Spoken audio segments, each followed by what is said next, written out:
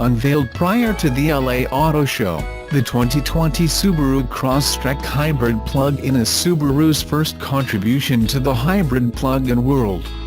Powered by what the manufacturer calls the Subaru Star Drive technology, which combines a 2.0-liter direct-injection Subaru Boxer engine and 2 electric motors, the 2019 Subaru Crosstrek comes equipped with Subaru's symmetrical all-wheel drive system driven by a new Lean-Artronic CVT. As for the new electric edition, it works as follows. One electric motor acts as an engine starter, which takes care of charging the hybrid battery, and the second electric motor works in pair with a gas motor to power the vehicle when driving in hybrid mode. The exterior shell resembles the regular Crosstrek, minus a few additions like the headlight projector rings and silver metallic finish on the front grille, lower front bumper and body cladding, and fog light accents. Not to forget the plug-in hybrid badges on the rear hatch and fenders. The 2020 Subaru Crosstrek comes equipped with the usual commodities such as the 8.0-inch Starlink Multimedia Plus system with Apple CarPlay and Android Auto, keyless access with push-button start, automatic climate control, heated front seats, windshield wiper de-isser and heated exterior mirrors. It will be available in Canadian dealers at the end of next year. In the US, it is a 2019 model year and will be available much earlier.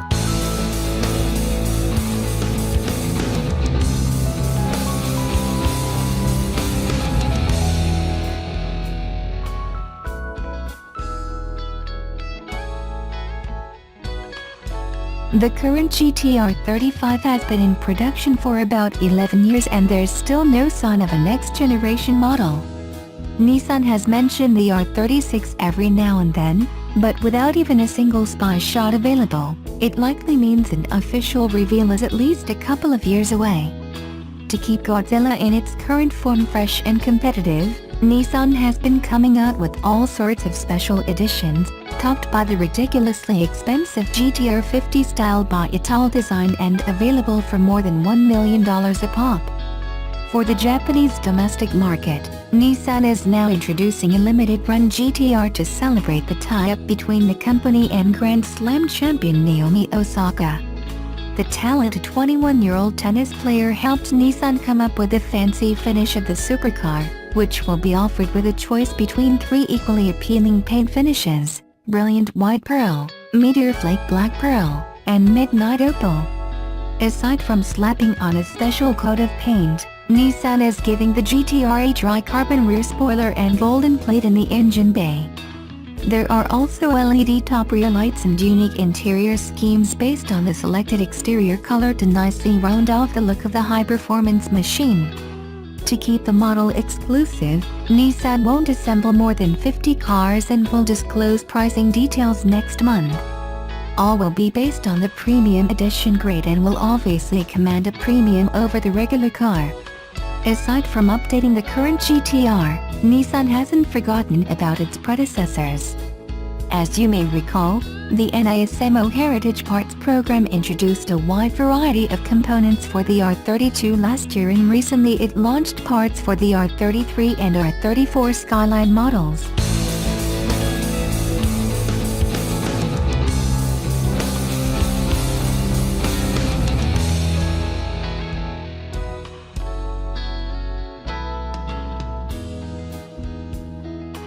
Subaru needed a replacement for the aging Tribeca 3-row family vehicle because it was too small, sales were lagging and Subaru dealers in the US were asking for a new bigger model.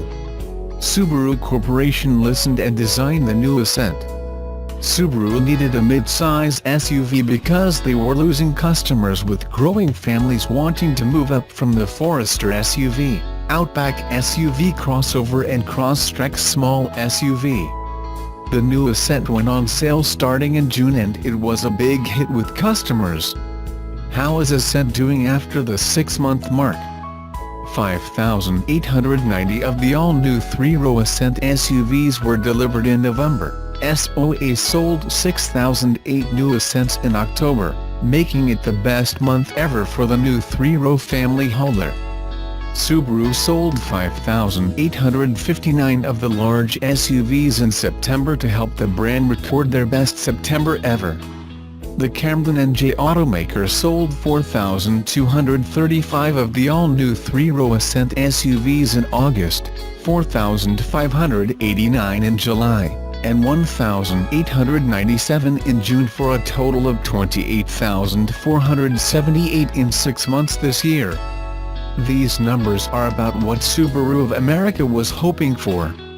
Before the new Ascent family hauler launched in June, Subaru execs were expecting the new Ascent to be a big hit with North American families, and they could sell more than 60,000 of the new family-sized SUVs in the first full year alone.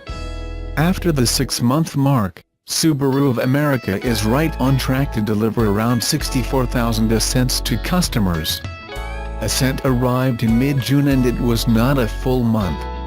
Subaru's new 2019 Ascent competes with Japanese rivals Toyota Highlander, Nissan Pathfinder, Honda Pilot, Mazda CX-9, and American entries like the Ford Explorer, Chevy Traverse, Dodge Durango, and Jeep Grand Cherokee.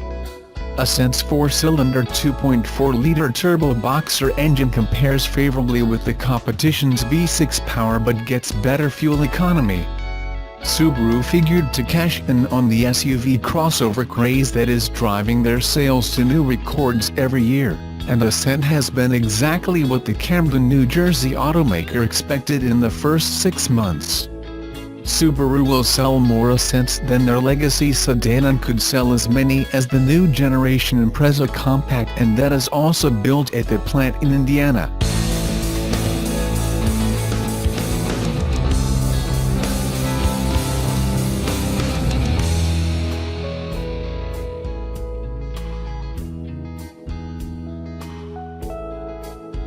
Depending on who you ask, 2019 is either the worst time to offer a 4-door sedan or the best.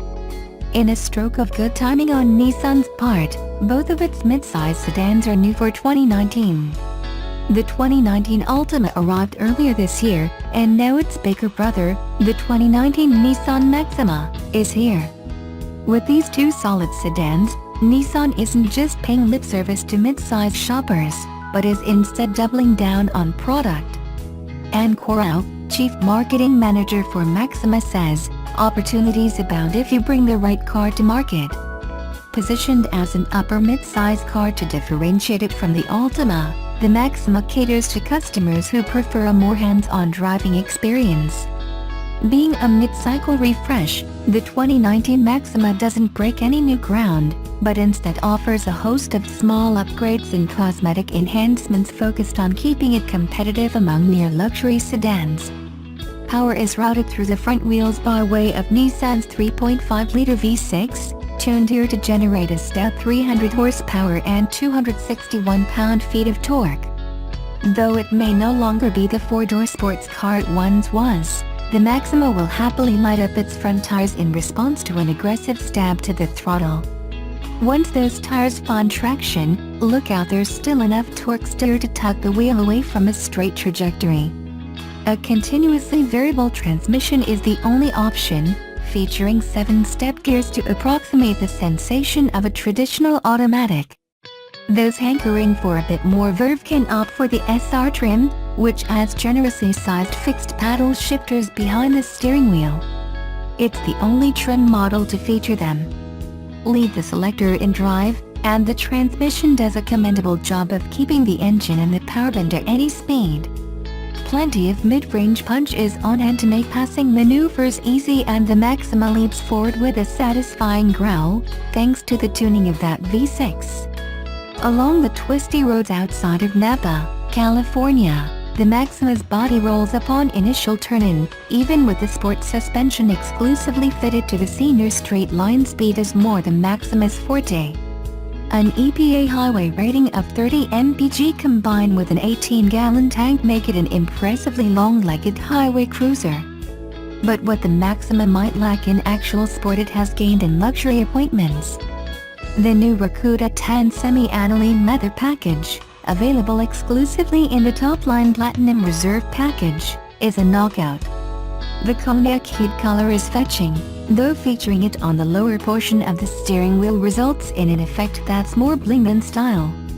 Still, the diamond quilted leather feels great to the touch, and the satin bronze trim adds a nice contrasting element along the dash. On the outside, Nissan has freshened up the exterior bits. Up front, the chrome surround is pulled down below the bumper line, creating sort of a grille within a grille effect. LED headlights are now standard across the board. And there's a new orange exterior color, Sunset Drift. Every Maxima comes standard with an 8.0-inch touchscreen for infotainment featuring Apple CarPlay and Android Auto compatibility, and the screen is subtly angled towards the driver by 7 degrees to make inputs easier. If you'd prefer to talk to the car instead, the Platinum trim offers access to Amazon Alexa and Google Assistant through its Nissan Connect app. Also standard on Platinum is Nissan's Active Tech Safety Suite that includes features such as automatic emergency braking, lane departure warnings, and automatic rear braking. Though the suite is also offered as an option package on SR trims, it is unavailable elsewhere in the lineup.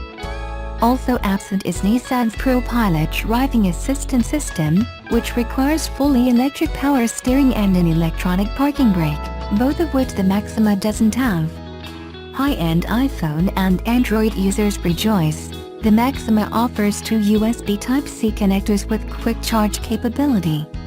There's one in the front console, and one in the rear, complementing a traditional USB port for legacy devices.